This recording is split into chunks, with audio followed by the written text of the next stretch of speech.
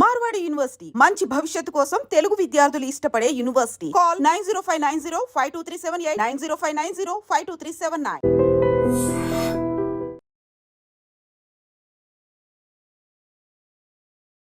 నమస్తే, welcome to I dream social spotlight with కవిత.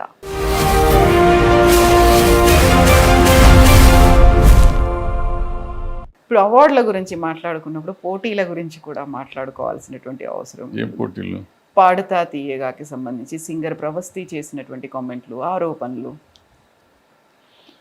ఆరోపణలు అంటే ఆరోపణ అని మీరే అన్నారు, ఆరోపణే కదా.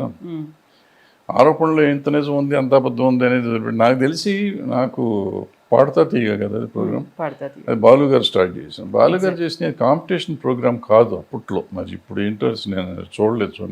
నేను సరిగంప చేసే రోజుల్లో ఇవన్నీ చూసేవాడిని, ఇప్పుడు అసలు చూడట్లేదు. అయితే ఈ ప్రోగ్రామ్స్లో అసలు ఫస్ట్ మనకి ఇప్పుడు ఆ అమ్మాయి స్టేట్మెంట్ ఈ మధ్య చూసాం.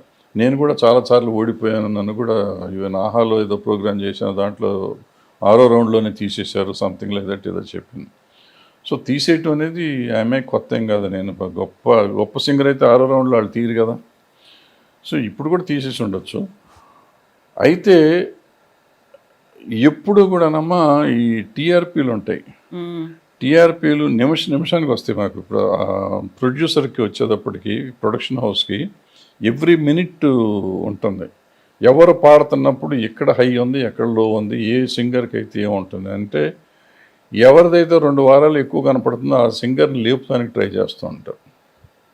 ఎవరైతే వీక్గా ఉన్నారో వాళ్ళని మెల్లిగా పంపించేస్తానికి ట్రై చేస్తుంటారు. ఊరికే బయటికి చెప్పడానికి ఓట్లు వచ్చినాయి లేకపోతే అది ఇది అంటాం, కానీ మాకు ఆ టీఆర్పీ గ్రాఫ్ను బట్టే ఉంటుంది. రియాక్షన్స్ అక్కడే ఉంటుంది ఎక్కువ, దాని మీద ముందవుతుంది.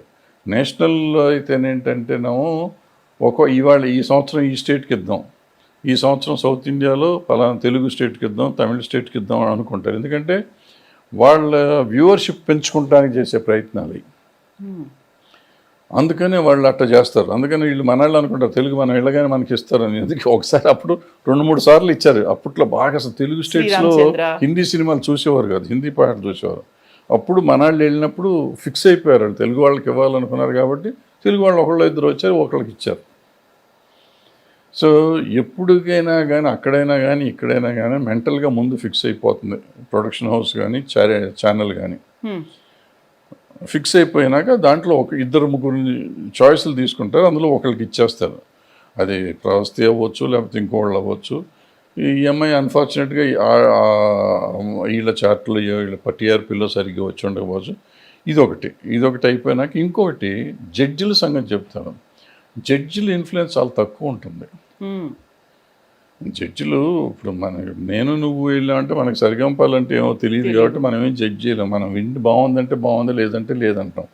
వాళ్ళకి ఏంటంటే చాలా సంగీతం పరిజ్ఞానం ఎక్కువ ఉంటుంది కాబట్టి వాళ్ళు ఏది తప్పు ఏది ఒప్పు అనుకుంటారు, ఏదో చిన్నవి చెప్తారు. మనకి చాలా బాగున్న పాట వాళ్ళు చండాలంగా ఉందని చెప్తూ ఉంటారు. నువ్వేదో శృతి తెప్పావు, గతి తెప్పావు ఏదో చెప్తూ ఉంటారు. మనకు అద్భుతంగా ఉంది కదా అనిపిస్తూ ఉంటుంది. సో అట్లా వాళ్ళకి ఆ సైంటిఫిక్గా వాళ్ళ ప్రాబ్లం ఏముందో మనకు తెలియదు. ఇకపోతే సునీత దగ్గరికి వచ్చేటప్పటికి, సునీతకి ఈ అమ్మాయిని తీసేస్తే ఆమెకు వచ్చేది ఏంటి లేదు. ఆమెకు వచ్చే ఇప్పుడు కొత్తగా బిల్డింగ్లు, ప్రవస్తిని తీసేస్తే ఎవరు బిల్డింగ్ కట్టేవారు, ప్రవస్తిని తీసుకొస్తే ప్రవస్తి ఆమెకి ఏమవ్వదు. లేకపోతే వీళ్ళకి ఈ పిల్లకి ఆ పిల్లకి శత్రుత్వం ఉండడానికి కూడా అవకాశం ఏం లేదు. సో ఏదో మిస్అండర్స్టాండింగ్స్ ఉంటాయి, చిన్న మిస్అండర్స్టాండింగ్స్ ఉంటాయి, అంతే తప్ప దాన్ని మనం అంత సీరియస్గా తీసుకోవాల్సిన అవసరం లేదు. మా కాంపిటీషన్కి వెళ్ళిన వాళ్ళు ఎవళ్ళైనా ఓడిపోతానికి అర్థంగా ఉంటారు. ఇక డ్రెస్ కోడ్ సంగతికి వచ్చేసరికి, డ్రెస్ కోడ్ ఏంటంటే అంటే ఈటీవీలో ఇంతకుముందు అట్లా ఉండేది కదా, డ్రెస్సుల సంగతి తెలీదు. బట్ మిగతా వాటిలో నేను చేసిన ప్రోగ్రాంలో అప్పుడే చిన్నపిల్లలు చేస్తే బట్టలు నేను ఒప్పుకునేవాడిని కాదు. తల్లిదండ్రులు నాతో పోట్లాడేవారు, మా పిల్లలకి నా బట్టలు అయినవ్వాను. చిన్నపిల్లలకి అటువంటి అసలు పాటలు వద్దనేవాడిని నేను. కొన్ని పాటలు చిన్నపిల్లలు ఆ పాట పాడకూడదండి. ఇప్పుడు ఇందాక ఆ అమ్మాయి చెప్పింది, నన్ను ఆ పాట పాడిన వాళ్ళు, ఈ పాట పాడిన వాళ్ళని. వాళ్ళు కొన్ని సునీత చెప్పినట్టు అది కంపెనీలు వాళ్ళకి డబ్బులు కట్టాల్సి ఉంటుందన్నమాట. అందుకని అవి వద్దని చెప్తూ ఉంటారు. కాదు పాడారు అంటున్నారు, నిజం అయ్యి ఉండొచ్చు కూడా. నాకు కొంత ఫేవరెటిజం అవకాశం ఉంటుంది. ఎట్లా ఉంటుందంటే నేను జడ్జిని అనుకున్నాను, అవును మీరు జడ్జిగా కూడా చేశారు కదా. జడ్జి అంటే టెంపరీగా ఎవరు లేకపోతే వెళ్ళేవాడిని. నేను జడ్జిని అనుకోండి, మీరు ఆ అబ్బాయి పెర్ఫామ్ చేస్తున్నారు. చేసే ముందు పాట ఇస్తానికి ముందు పాట జనరల్గా సెలెక్షన్ అప్పుడు జనరల్గా జడ్జిలు జనరల్గా చూడరు. కానీ ఒక్కోసారి ఏదైనా ఇంటర్ఫియర్ అయ్యి నాకు ఆ అబ్బాయి మీద ఇంట్రెస్ట్ ఉండి మీరు అనుకుంటే ఆ మంచి పాట ఉంటే ఆ అబ్బాయికి ఇచ్చేస్తే బాగుంటుంది. ఒకే పాట ఇద్దరు అడిగారు అనుకోండి, I will have a choice, ఆ అబ్బాయిని పాడుకొనియండి, ఈ అబ్బాయి కాకలేదు అనుకుంటుంది. అది కూడా చాలా తక్కువ సార్లు ఉంటుంది. ఇంటర్ఫియర్ అయ్యే అంత అవకాశం ఉండదు, జనరల్గా ఉండదు. బట్ ఎప్పుడన్నా జరిగితే జరగవచ్చు. ఏదేమైనా కానీ చేసేది ఏంటంటే ఈ ఎంతో కొంత నిజం ఉంది అనేది కరెక్ట్. నిజం ఉందంటే అసలు ఆ ఫార్మాటే అది, నిజం కాదు ఇది, ఫార్మాటే అది. నా ఇష్టం వచ్చిన వాళ్ళని నేను ఛానల్ ఏంటి మనం డబ్బుల కోసం చేసుకుంటున్నారు, వాళ్ళు నేను దేశాన్ని ఉద్ధరిస్తానికి చేయట్లా. ఆ బాలు గారు వచ్చినట్టు పాడుతా తీయగా అనేది మాత్రం డెఫినెట్గా దేశాన్ని ఉద్ధరిస్తాను. కంటే వాళ్ళు ఎంతమంది సింగర్స్ వచ్చారంటే ఈ తెలంగాణ తెలుగులో కానీ తమిళ్లో కానీ కన్నడంలో కానీ వచ్చారంటే, ఈవెన్ మలయాళంలో కానీ వచ్చారంటే బాలు గారు మొదలెట్టిన పాడుతా తీయగాతోనే వచ్చారు. తర్వాత సరిగమపాలు వచ్చినాయి, తర్వాత ఏదో సూపర్ సింగర్కి ఇట్లా వరసగా పేర్లు పెట్టుకుని వచ్చిన వాటితో మనకి అన్ని సౌత్ ఇండియా మొత్తంలో, సౌత్ ఇండియన్ భారతదేశం మొత్తంలో ఇవాళ సింగర్స్ విపరీతం కుప్పలుగా ఎంటర్టైన్మెంట్ ఫీల్డ్ని వెళ్తున్నారు. ఎన్నో ఫ్యామిలీస్ బతుకుతున్నాయి దాని మీద. ఆఫర్స్ కూడా ఆ తర్వాత చాలా వచ్చినాయి. గెలిచినా గెలవకపోయినా వీళ్ళందరూ ఏదో ఒక లైఫ్ వాళ్ళ ఊళ్ళల్లో వాళ్ళు పాడుకుని బతికేస్తున్నారు వాళ్ళు. సో మనందరికీ ఒక ఉద్యోగ అవకాశం లేదా అవకాశం వచ్చిన దాని గురించి మనం ఎక్కువ అలర చేయటం అవసరం లేదు. వాళ్ళు ఆ పిల్ల చెప్పింది, దీనివల్ల నాకు పెళ్ళిలో పాడుకుంటాను, ఇంకో చోట పాడుకుంటాను, దానికి నా ఫ్యామిలీని కాపాడుకుంటున్నాను. సో అది అవకాశమే కదా. ఇవాళ ఇంకోటి సినిమాల్లో రావట్లేదు, ఎవరికి వస్తుంది? సునీతకు ఉన్నాయి ఆ పాటలు.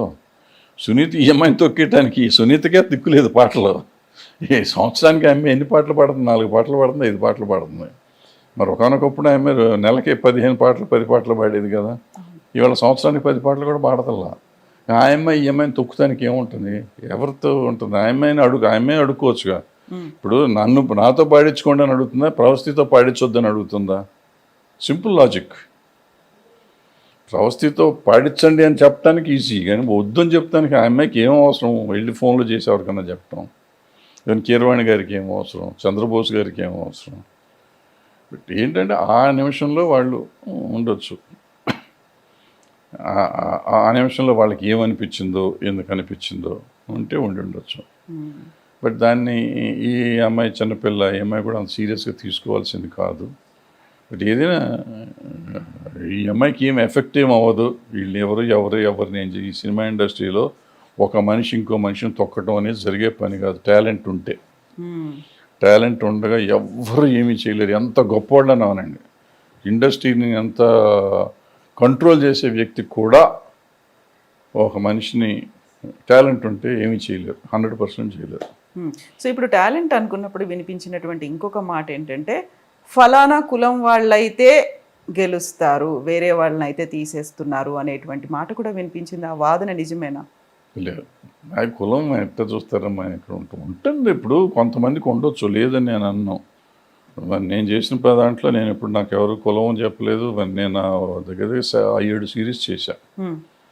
నాకు అయితే ఒక సిరీస్లో నేను అన్ఫార్చునేట్గా ఒక రోజు నేను జడ్జిగా ఉన్నా. ఒక దాంట్లో ఫైనల్స్లో ఒక పాప ఓడిపోయింది. వాళ్ళ మదర్ వచ్చి నన్ను తిట్టింది, మా అమ్మాయి ఎందుకు నాకు తప్పు పాడింది అమ్మా, నీకేం తెలుసు తప్పు పాడింది అంది ఆవిడ. పాపం నాకు తప్పు అనిపించింది. నేను చెప్పాను ఇందాక నాకు సంగీత పరిజ్ఞానం లేదు, కానీ నా లెక్కలో నాకు ఆవిడ బాగా పాడలేదు ఆ పిల్ల అనుకో. చిన్నపిల్లల్ని మనం ఏమంటాం, మనం ఏం అనలేము. చాలా బాగా పాడుతుంది ఆ అమ్మాయి. ఆ రోజు ఎందుకో నాకు నచ్చల. ఆ అమ్మాయి కావాలని నేను వెళ్ళి బతిమాలి తెచ్చుకున్నా దాంట్లోకి, ఆ మదర్ని ఒప్పించుకొని తెచ్చాను నిజంగా చెప్పాలంటే. ఆ అమ్మాయి అంత బాగా పాడింది. అంతకుముందు ఏదో సరిగ్గా వేరే వాళ్ళు జెమినీ టీవీలోనూ వేరే టీవీలో ఏదో పాడింది. పాడితే ఆ పిల్ల చక్కగా ఉంటుంది, బాగా పాడింది. వాళ్ళ మదర్నికి నేనే ఫోన్ చేసి, ఇదమ్మా పాడించాలమ్మా, వద్దు చదువుకుంటానంటే లేదు పాడించాను. లాస్ట్ డే ఆవిడ పాప నాతో ఫైట్ చేసింది. చాలా బాగా పాడుతుంది ఆ పిల్ల. బట్ ఆ రోజు సరిగ్గా పాడలా అనిపించింది నాకు. అందుకని ఆ అమ్మాయి సెకండో థర్డో వచ్చింది. ఆవిడ వచ్చి నన్ను, మా అమ్మాయి నెంబర్ 1 అయితే మీరు ఇచ్చాం, మనం ఏం చేయలేము. అది అంటే ఆ నిమిషంలో మనం జడ్జిలుగా కూర్చున్నప్పుడు వేరేమో, బయటకు వచ్చినప్పుడు నేను ఇందాక చెప్పానే, మనం బయట వింటున్నప్పుడు మనకు చాలా బాగున్నట్టు ఉంటుంది. ఇంకోటి ఏంటంటే లైవ్లో వింటాం వేరు, టీవీలో వింటాం వేరు. అవును. లైవ్లో విన్నప్పుడు మనం జడ్జిమెంట్ వేరుగా ఉంటుంది, టీవీలో విన్నప్పుడు జడ్జిమెంట్ వేరుగా ఉంటాం. సో టీవీలో విన్నదాన్ని నమ్మి మనం మాట్లాడకూడదు, లైవ్లో విన్నదాని గురించి మాట్లాడకూడదు. బాలు గారు స్టార్ట్ చేసినటువంటి పాడుతా తీయగా ఆ తర్వాత మొత్తంగా ఎవల్యూట్ అయిందా, లేకుంటే మార్పులు వచ్చాయా, ట్రాన్స్ఫార్మ్ అయిందా, ఇప్పటికీ అంతా దాన్ని స్పాయిల్ చేసేసారు అనేటువంటి అనాలిసిస్లు కూడా వినిపిస్తున్నాయి. స్పాయిల్ గీలు కాదు, ఏముంటుంది ఇప్పుడు ఫార్మాట్. ఆయన లేరు, ఆయన ఉంటే ఆయనకున్న జ్ఞానం కానీ, ఆయనకున్న ఇది కానీ, ఆయన చెప్పే విధానం కానీ వీళ్ళెవరికి రాదు. సో ఏదో ఫార్మాట్ చేంజ్ అయిపోతే సర్వైవ్ అవ్వదు ఆ పేరు. అవును. అందుకని వాళ్ళు ఫార్మాట్ చేంజ్ చేసుకుని ఉంటారు. అది వాళ్ళ పాలసీ, ఛానల్ పాలసీ. ఛానల్ వాళ్ళ ఇష్టం కదా.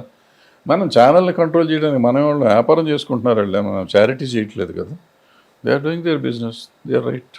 Thank you so much Bharadwaj గారు. Best wishes to you. Thank you.